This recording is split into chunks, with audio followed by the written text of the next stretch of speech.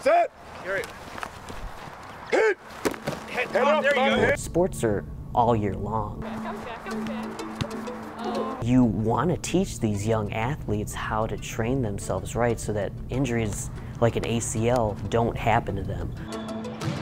It's our job to show them the right way to do these activities.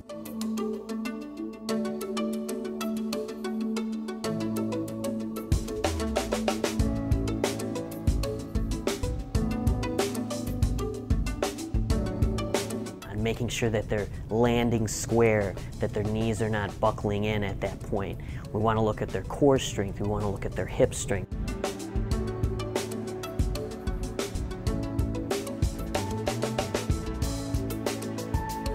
We just don't say, hey, you know, put your foot here and, you know, it's going to reduce your injury. We try to show them how that particular movement is going to enhance their athletic ability.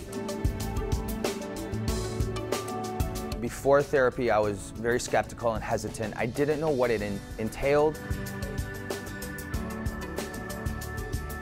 I just thought, you know, you throw yourself on a couple bike exercises and, you know, oh, it's not gonna work. I'm gonna need surgery later anyway. So I didn't come in with an open mind. I took the time to explain everything to him, to let him know why we would be looking at certain movements and what we would need to do in order to correct the dysfunction that we found. A lot of the ACL rehabilitation program involves a lot of balance training, okay? So, you know, kind of being able to stabilize at the hip, being able to stand on one leg, bend the knee, use your muscles to make sure that that knee stays in one place.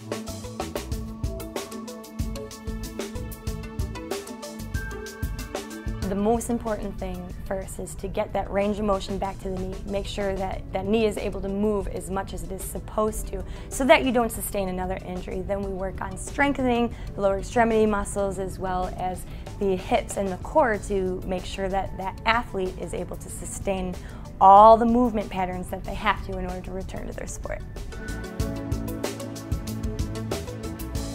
My knees are really important because I'm really fast, so I chase girls down, I win the ball, and then I could take it all the way back up and find the forwards again.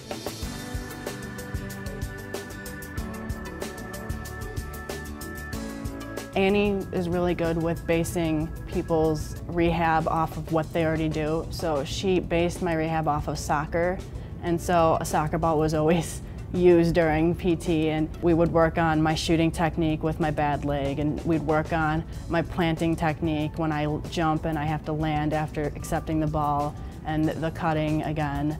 And then I had to work on running in general, like how I run. I can't let my legs hit each other, my knees can't kiss, they have to be strong, they have to be straight.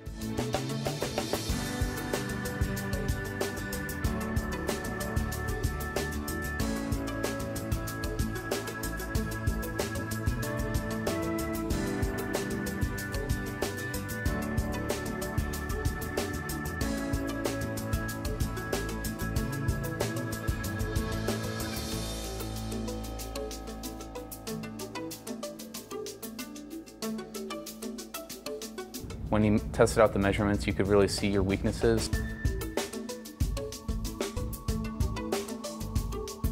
It give you the program of, you know, how you will get better.